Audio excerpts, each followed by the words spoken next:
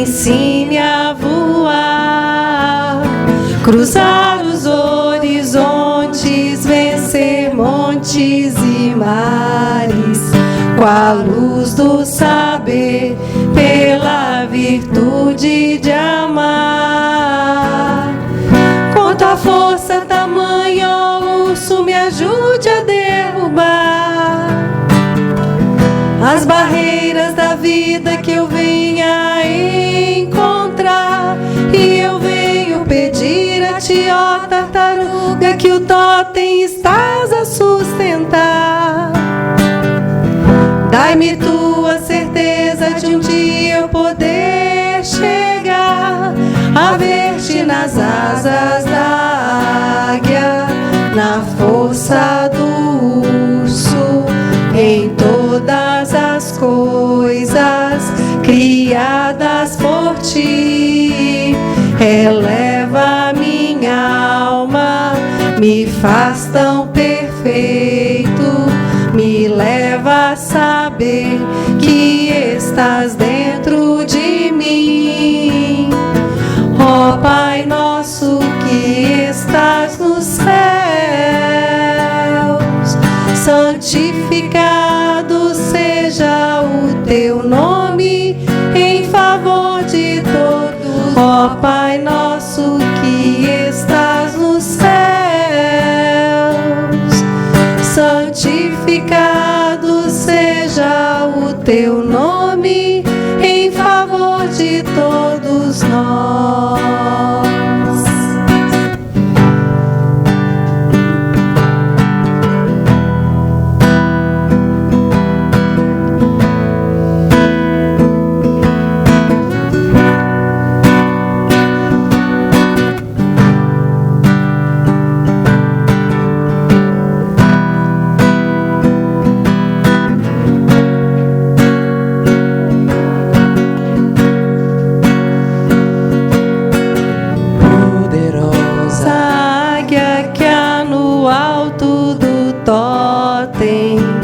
Dai-me tuas asas, me ensine a voar, cruzar os horizontes, vencer montes e mares, com a luz do saber, pela virtude de amar.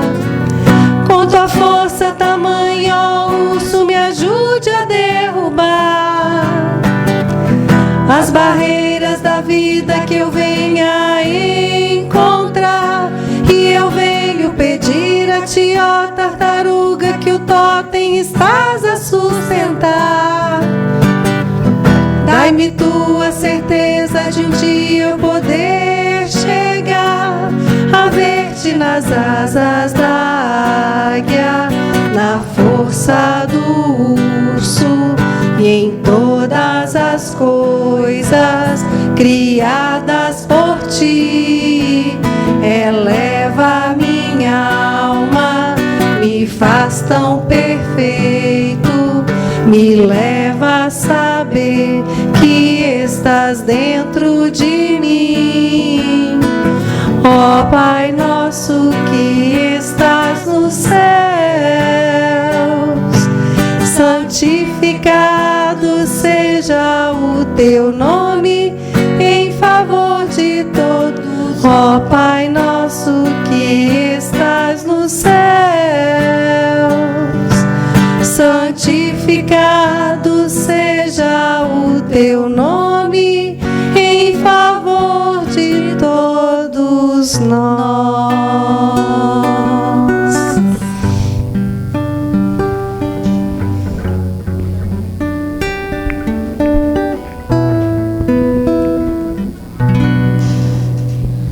A gente que agradece, né, a participação de todo mundo. É muito diferente quando vocês cantam com a gente, a vibração. Gente, e depois dessas músicas, a gente convida a todos para um momento da prece, para que a gente possa dar continuidade. Então, nesse momento, a gente convida a todos a serenarem os pensamentos, elevando os nossos sentimentos, entrando em conexão com a espiritualidade amiga que aqui se encontra, com os nossos mentores espirituais, os nossos anjos da guarda, que estão conosco dia a dia, através da permissão e da benevolência do nosso Pai. A gente agradece o dom da vida, de estarmos encarnados num momento tão importante da história do nosso planeta. A gente agradece pela oportunidade, apesar de muitas vezes a gente não reconhecer como oportunidade, não valorizar como deveria, mas sabemos que é um momento muito especial, a qual a gente pede a Deus que ilumine os nossos caminhos e a nossa consciência, que a gente consiga atravessar, que a gente consiga vencer, vivenciando de um jeito alegre, de um jeito benéfico, para que a gente possa, de fato, estar se construindo esse reino interior, construindo a família universal proposta por Jesus. Jesus, nosso irmão, ao qual deixou aqui o seu legado, muito mais do que suas mensagens, a sua vida como exemplo. Que a gente possa ter Ele como nosso farol, para que a gente possa estar caminhando mais seguros no caminho e na seara do amor que nos é proposta. Que a gente possa ter uma noite excelente, que as mensagens aqui tragas hoje possam ser como boas sementes lançadas nos solos férteis do nosso coração, para que a gente possa sair daqui um pouco mais disposto a caminhar de volta para a casa do nosso Pai. Que a gente possa realmente estarmos disponíveis para o que vai chegar, para a mensagem divina. Uma boa noite a todos, que Deus seja conosco hoje e sempre, que assim seja. Boa noite a todos. É com muita alegria e sob as bênçãos do nosso amado Mestre Jesus que estamos iniciando as nossas atividades de hoje. Sejam muito bem-vindos ao Núcleo Espírita Nosso Lar para mais esta noite de estudos. As nossas palestras são inspiradas no livro Vinha de Luz, e o assunto de hoje é fortaleza, e que está em Paulo, capítulo 5, versículo 3. As nossas palestras, podem ser vistas no nosso canal do YouTube, Núcleo Espírita Nosso Lar. Inscreva-se e ative o sininho para ser notificado de novas postagens. E para falar sobre o nosso tema de hoje, fortaleza, é com muita alegria e gratidão que convidamos agora os nossos amigos Cláudio Bernardes e Mariana Menezes, que são palestrantes espíritas e colaboradores aqui do Núcleo Espírita Nosso Lar. Sejam bem-vindos, Mariana e Cláudio. Boa noite a todos. Bom, primeiramente, agradecer imensamente ao convite da casa, do Núcleo Espírita Nosso Lar. A gente sente realmente que aqui é o nosso lar, que nós compartilhamos de uma alegria muito grande, de uma honra muito grande de pertencer à equipe que trabalha, E nós estamos todos aqui agora para trabalhar. Todos nós estamos trabalhando nesse momento.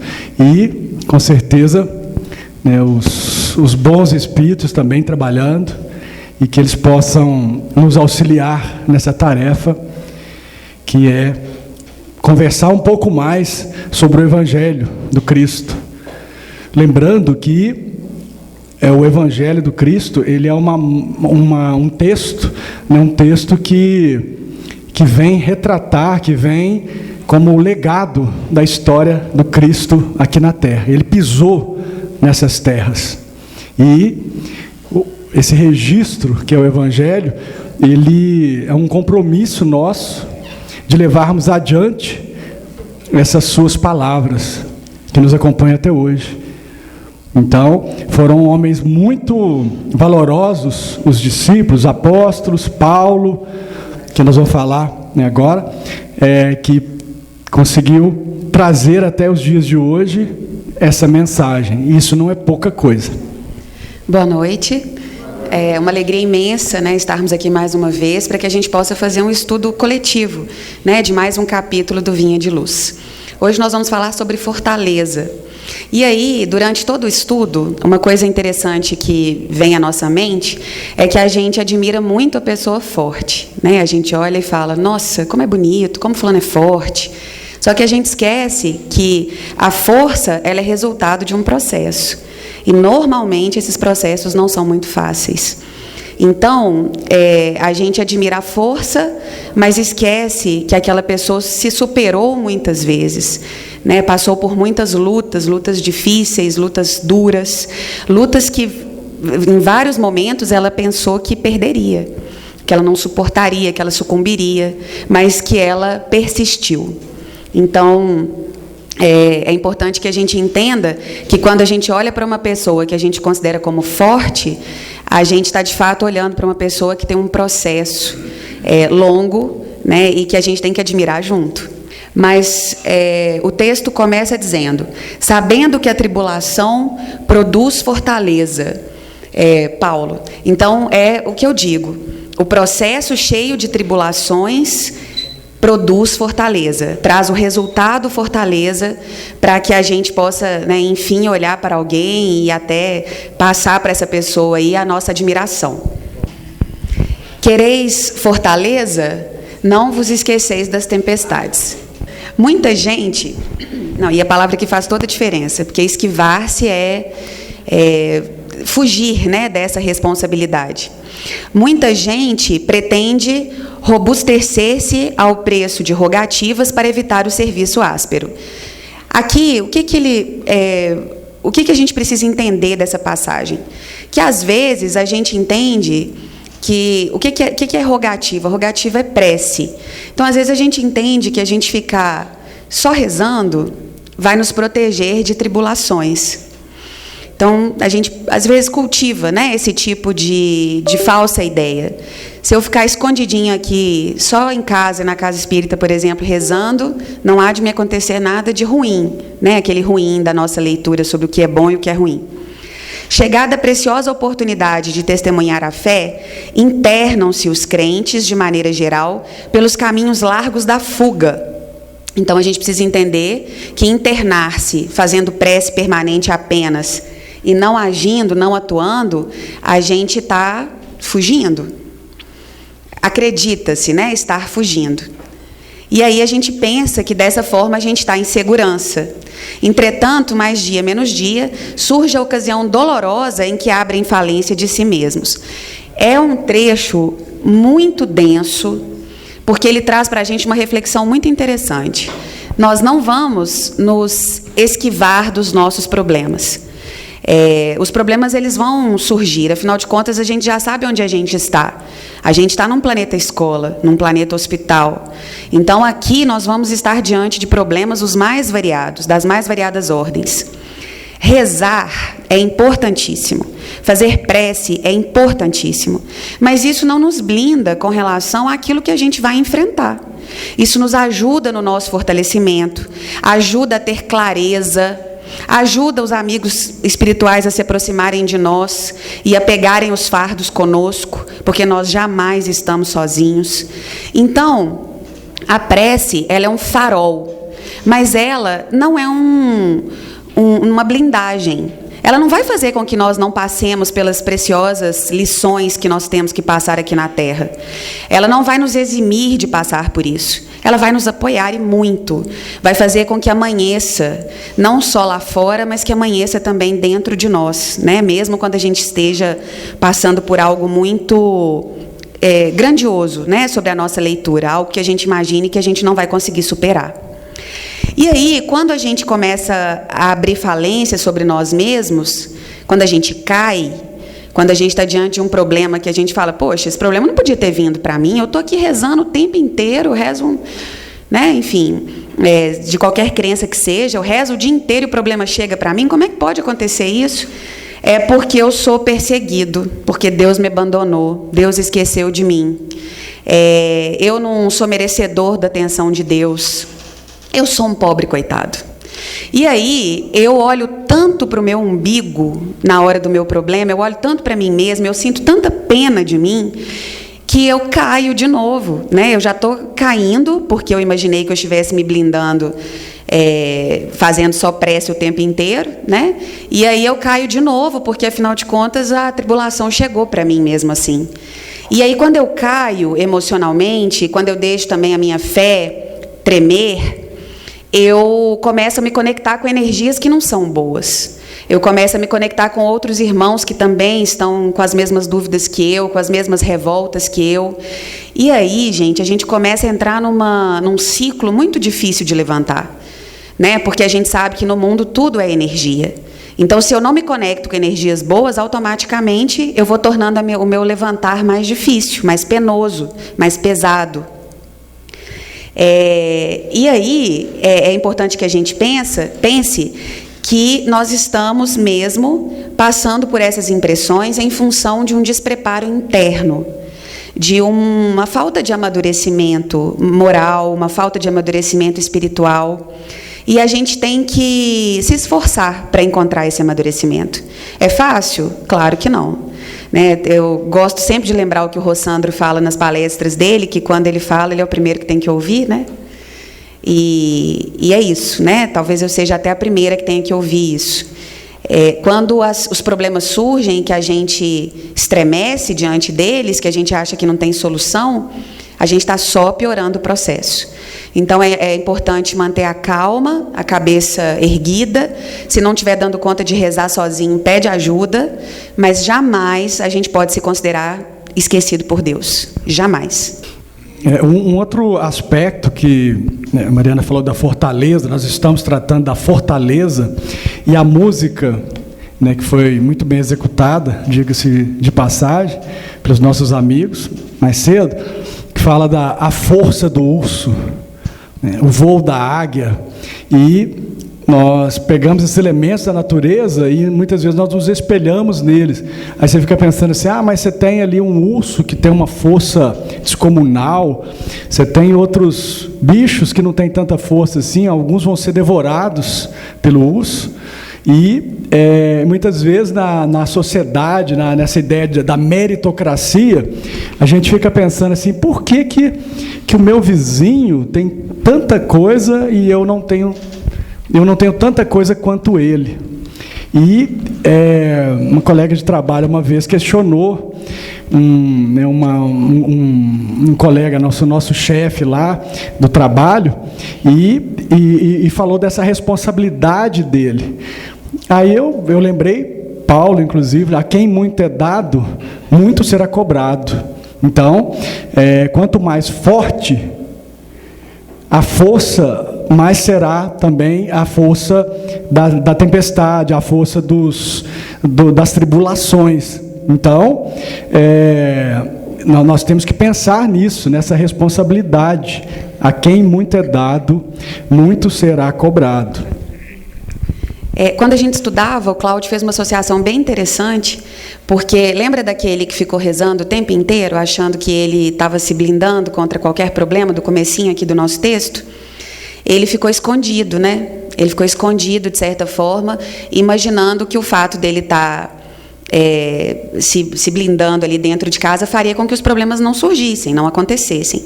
E aí o Cláudio fez uma associação muito interessante, por isso que a gente colocou a parábola dos talentos aqui. Achei um raciocínio muito bom, porque se a gente se esconde, a gente enterra os talentos. Sim, e a parábola dos talentos, ela tem um monte de questão que pode ser explorada aqui, né? O senhor que vai viajar e deixa os seus servos, cada um deles recebe, né? Um deles recebe 5 talentos, o outro recebe 2 talentos e o outro recebe 1 talento. Aí retoma aquilo que eu falei no início, assim, mas por que os talentos são tão diferentes? Porque nós somos diferentes mesmo, todos somos diferentes. E Deus dá o frio conforme o cobertor também. Esse que recebeu 5 talentos, existe uma razão de ser.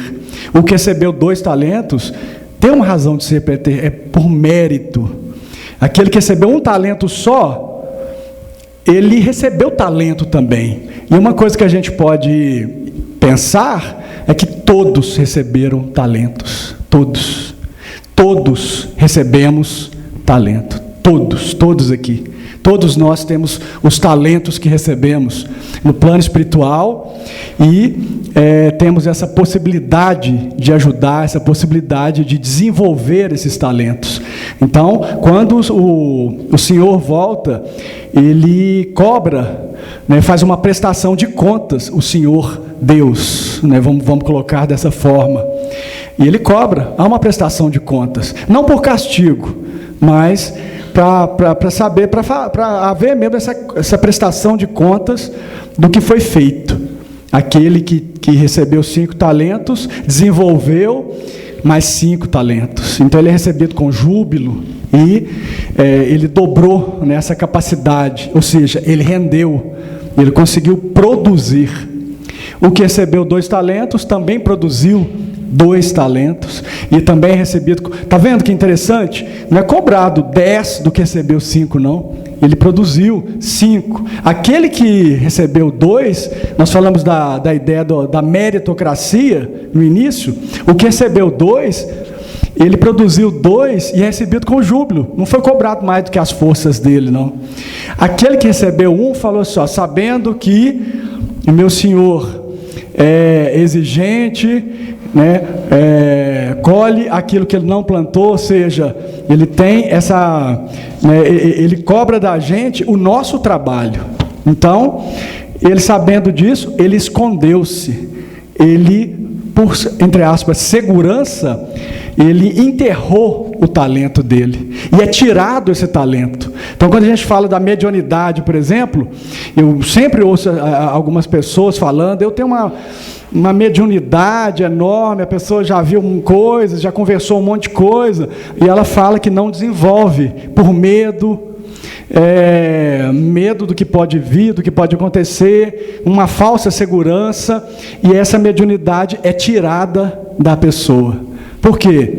Porque ela é passada para outro que produz.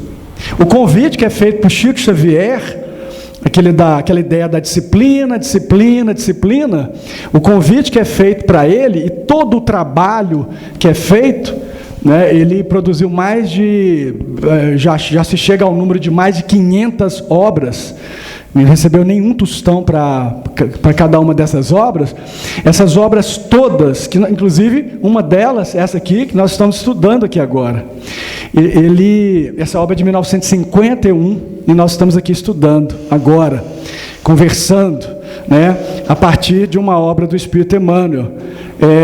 Então, quando ele escreveu os primeiros, se não me engano, 50 livros, aí ele falou assim, agora, não, se não me engano, os 100 primeiros livros, aí ele falou assim, não, agora já cumpri minha missão, agora eu vou descansar. Aí o Emmanuel fala mais ou menos para ele, tem muita coisa ainda pela frente, e se você não quiser, tem outro que vai fazer. E provavelmente essa capacidade toda dele lhe seria tirado, mas não, ele aceitou o desafio e foi até o final.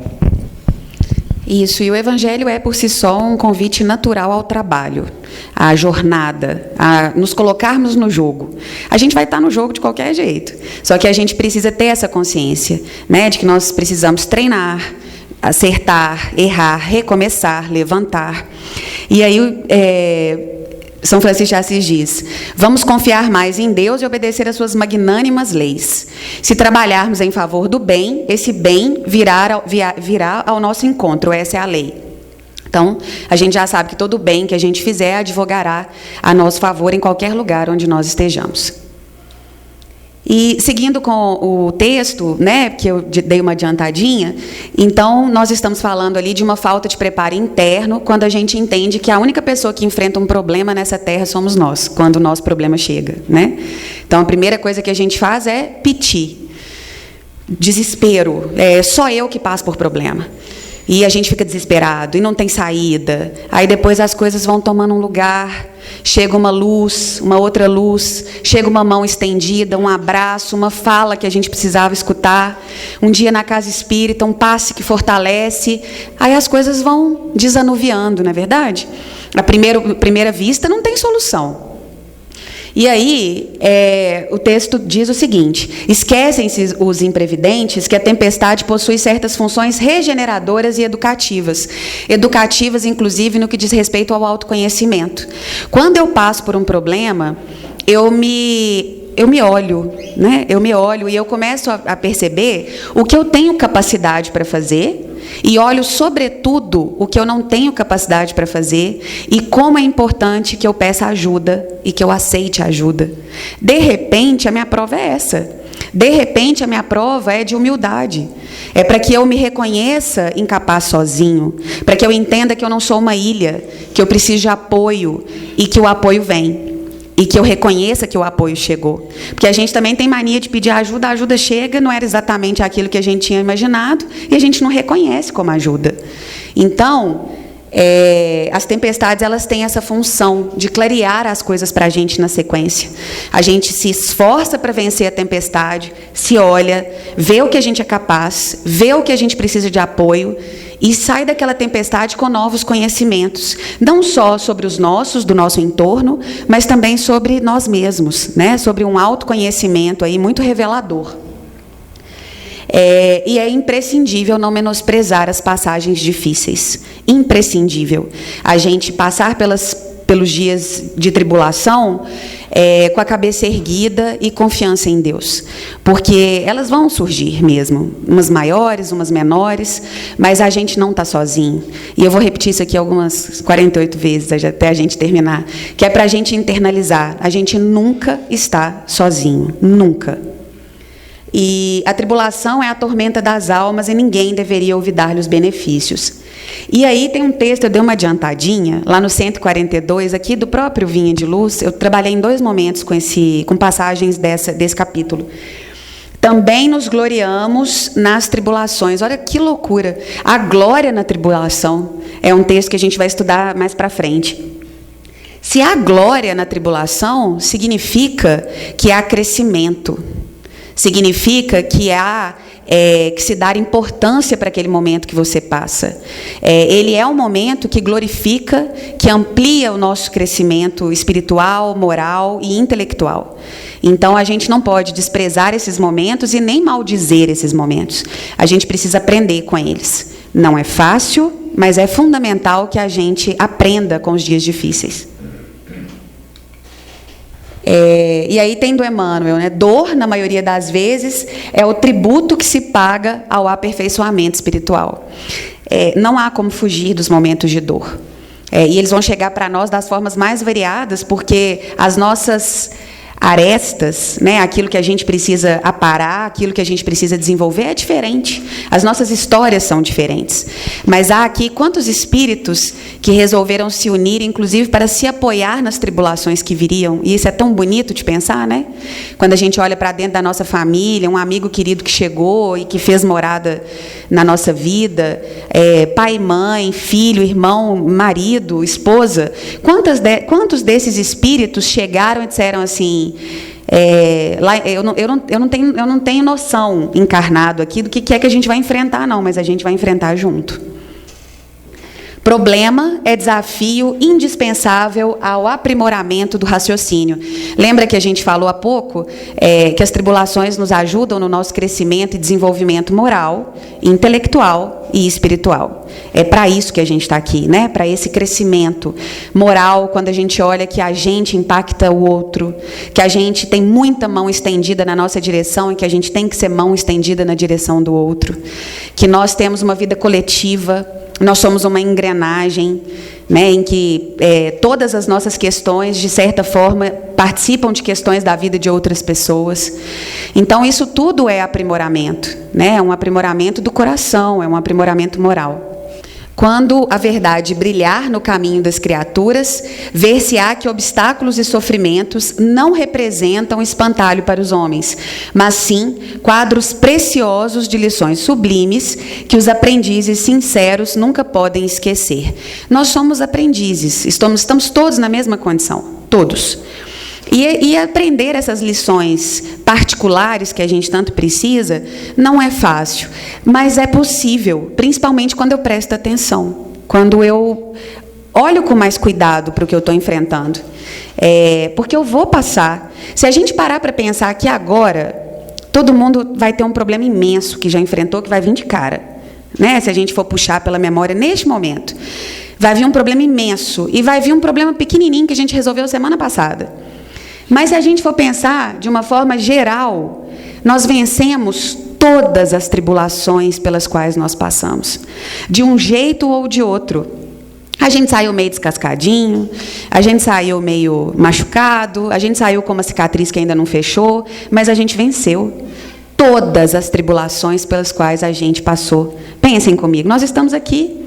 Nós estamos aqui buscando uma fé, buscando nos fortalecer, estamos vivos, estamos buscando ter mais saúde mental, física. Então nós vencemos, nós estamos no jogo, nós estamos continuando a nossa jornada. Que seria da criança sem a experiência? Que será do espírito sem a necessidade? Às vezes eu olho para a forma como eu enfrentei um problema lá atrás e morro de vergonha. Nossa, o que eu fui fazer? Que jeito que eu achei para resolver essa questão? Mas eu só sei disso agora, porque eu já enfrentei, porque eu já passei, eu já guardei a experiência. Eu não posso cobrar de mim uma postura de quando eu ainda não tinha vivido aquilo na minha vida ainda. E, sobretudo, quando eu estava sob pressão. Quando a gente está sob pressão, vivendo o problema, raciocinar é muito mais difícil.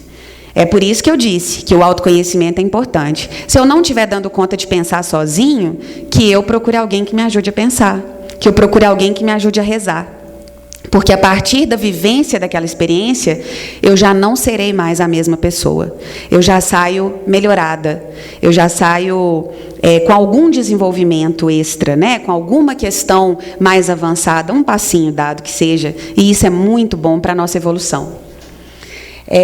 E a necessidade é o que nos faz lutar, é o que nos faz pedir ajuda, é o que nos faz permanecer na jornada, com a certeza de que existe uma luz para a gente encontrar daqui a pouquinho, né? Depois dos dias de tempestade, depois dos dias de sombra. E aí, Emmanuel diz, aflições, dificuldades e lutas são forças que compelem a dilatação de poder, ao alargamento do caminho. Olha que bonito. As dificuldades e as lutas, elas dilatam o poder. O que é o poder? A nossa condição de realizar. E alargam o caminho. Ou seja, a gente começa a passar por caminhos menos estreitos, menos sufocantes, quando a gente, de fato, se coloca na jornada para crescimento espiritual, para crescimento moral e intelectual.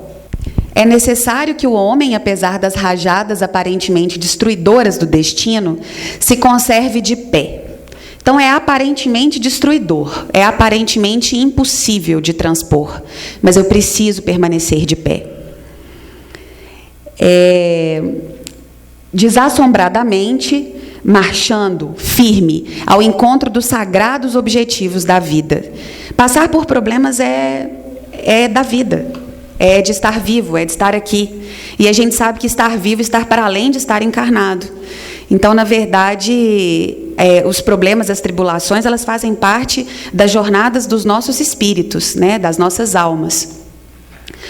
Nova luz lhe felicitará, então, a esfera íntima, conduzindo desde a terra a gloriosa ressurreição no plano espiritual. Aquela forma como a gente vai aprendendo a desenvolver aqui e a enfrentar os nossos problemas aqui, vai nortear muito como a gente vai fazer quando a gente chegar lá, no invisível, né, do outro lado, na nossa morada. Então, é importante que a gente treine, porque tudo na vida é treino e jogo, treino e jogo. E aí, quando eu estou aqui, eu tenho que ter a consciência que eu estou em treinamento. Eu não estou aqui num planeta escola, então eu estou em treinamento. Então, é importante que a gente não caia quando algo não der certo, quando uma estratégia não funcionar, que eu não me puna eternamente por isso, que eu levante, né? Que eu me reerga, que eu me coloque no caminho novamente com boa intenção e fé, e que eu tente recomeçar da melhor forma. Ontem não funcionou, mas, como eu disse num outro momento da nossa conversa, quando eu tenho fé e eu me concentro na oração, eu sei que eu vou amanhecer, inclusive por dentro, né? Escutemos as palavras de Paulo e vivamo-las.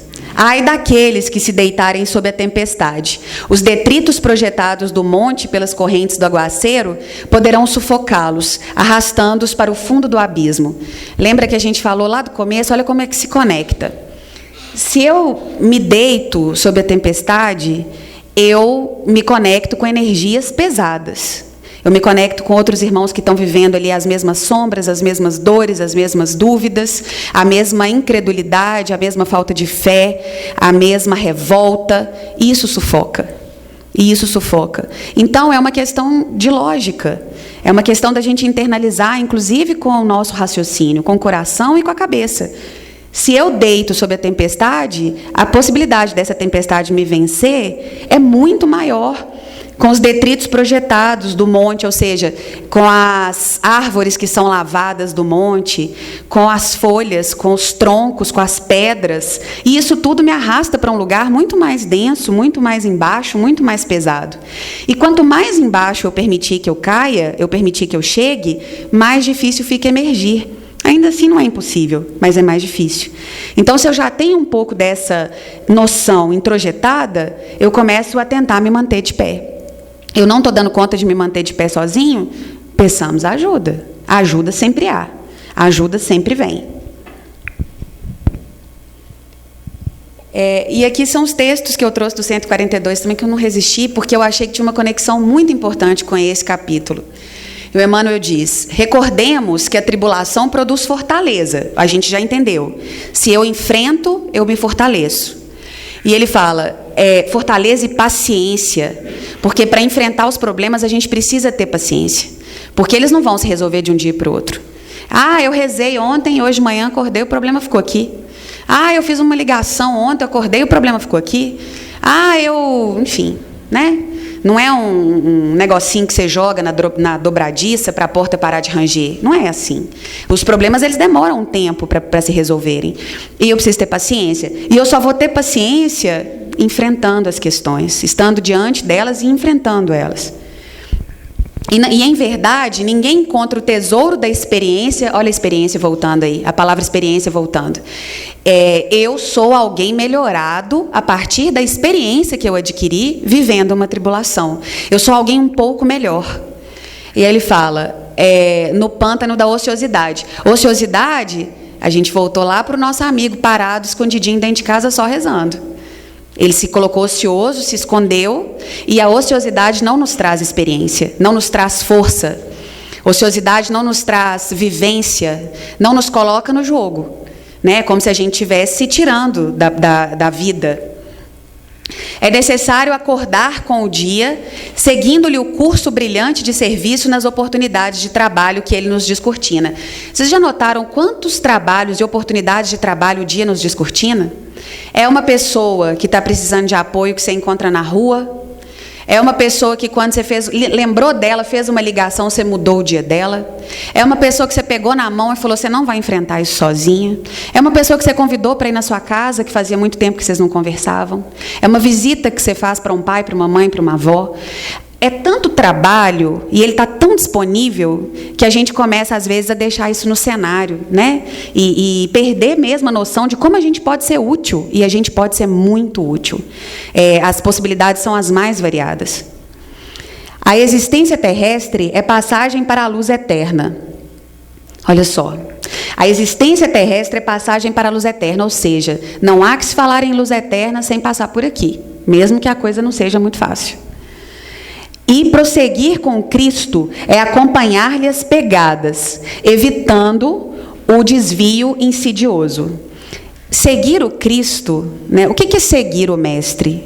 É a gente caminhar pelos caminhos do Mestre. É ver ali a poeira que o andar do Mestre levantou. Isso é seguir-lhe os passos. E seguir-lhe os passos, as suas pegadas, não é fácil, porque a gente se distrai muito facilmente. A gente tem a nossa atenção desviada com muita facilidade. E, às vezes, é muito simples dizer que, mas era Jesus, né? Também, né? Era Jesus. Também, né? Era São Francisco de Assis. Também era Chico Xavier, né? E aí, eu sou só eu. Mas eu tenho um quinhão daquilo que eu dou conta. Eu tenho Deus em mim, eu tenho Jesus em mim.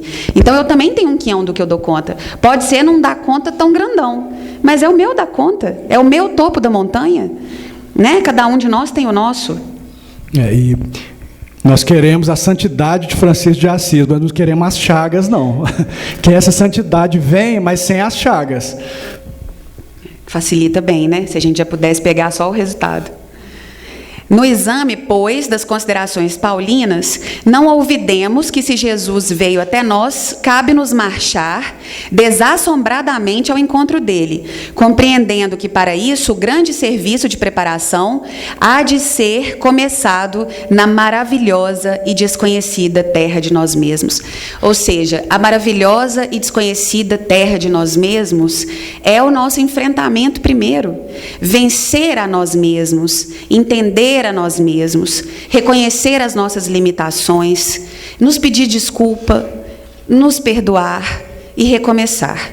Desde que a gente se mantenha de pé e que a gente se mantenha sem ser na profundidade. Não vamos deixar a gente cair na profundidade, não. Porque dá para levantar de lá? Dá, mas como a gente falou, é muito mais denso, é muito mais complicado. Então, se a gente conseguir se manter de pé, é mais fácil até para pedir ajuda, é mais fácil para estender a mão na direção de outra mão. Então, é importante que a gente não se coloque numa condição de quem é o único que passa por um problema, o único que passa por uma tribulação, o único que é esquecido por Deus e desassistido da sorte. Isso não é verdadeiro, isso não é real. Nós não temos ideia dos problemas que cada um de nós aqui está enfrentando. E isso é até legal de pensar pelo seguinte, de fato, quando eu vi alguém que estava mais grosseiro, quando eu vi alguém que estava mais nervoso, alguém que não conversou direito comigo, eu não faço ideia do que essa pessoa está enfrentando. Então, se eu tiver condição de ser gentil com essa pessoa, que eu seja. Né? Se ela não teve condição, que eu seja. Quem sabe ela até olha para mim e fala, poxa, ali pode ter uma pessoa com quem eu tenho condição de conversar. Ali pode ter uma pessoa que pode me ajudar, que pode me apoiar. E como a gente já disse em outras oportunidades, os apoios são os mais variados. Desde uma conversa a dizer que a pessoa não está só, lembrá-la da importância da prece, convidá-la para vir para a casa espírita ou incentivá-la a ir para qualquer outro espaço religioso em que ela possa ser acolhida, em que ela se sinta mais confortável, né? Qualquer outro lugar em que ela entenda que as perguntas dela são mais bem respondidas. O que importa é que ela pratique a fé, que ela se coloque na conexão com Deus, que ela se coloque na conexão com a espiritualidade. No dia a dia, geralmente a gente faz uma oração que remete a um salmo do Antigo Testamento, que a gente fala, o Senhor Deus é nosso pastor, nada nos faltará. E nesse salmo, nessa pequena oração, nós estamos falando o seguinte, nada me faltará, nada de... tudo aquilo me será dado, sim. Me será dado, né, a minha condição para eu poder comer, me será dada as coisas materiais, me será dada as questões espirituais, me serão dadas as questões espirituais, mas os problemas também virão. Nada me faltará, não me faltarão também problemas, não me faltarão tribulações. Quando a gente pede paciência, geralmente vem algo para poder exercer a paciência. Então, é um treino. Né? É um exercício. Então, se eu peço paciência, peço calma, os problemas vêm para poder justamente para me testar, para ver se está funcionando mesmo, se a minha oração está funcionando. Tem um caso para a gente terminar aqui rapidinho, do Chico Xavier. Ele vivia uma tribulação enorme, ele tinha perdido o irmão, ele tinha perdido uma pessoa muito querida na família, ele estava em depressão, estava extremamente triste, chateado, e ele pediu ao Emmanuel, que era o anjo da guarda dele, ele pediu para conversar nada mais, nada menos com Maria Santíssima. Então eu falei assim, olha, conversa com Maria para mim, né? Simples assim, quem somos nós? Né? Para conversar com Maria Santíssima, para ela tentar passar para ele algum conforto espiritual, emocional.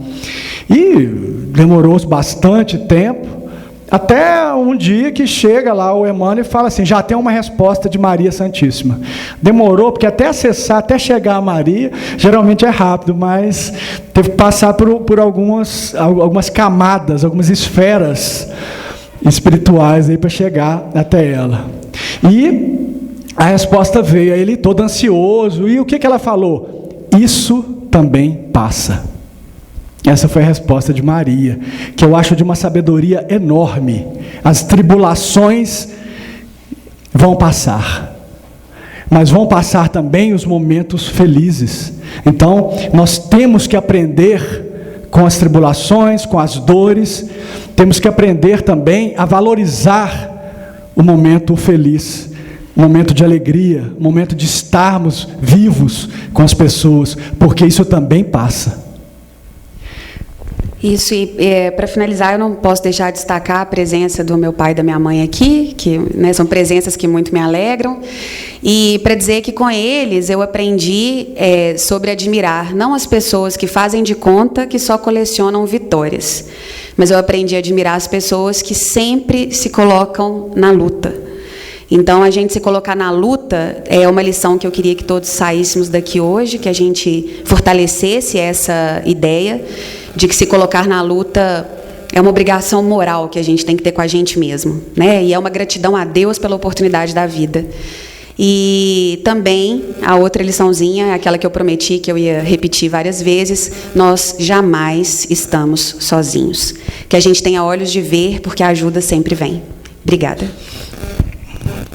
Já que não estamos sozinhos, e eu tenho certeza, nós temos certeza disso, eu vou convidar a todos para fecharmos os olhos e conclamarmos aqui a espiritualidade superior, pedindo o apoio dos bons espíritos, dos espíritos de luz.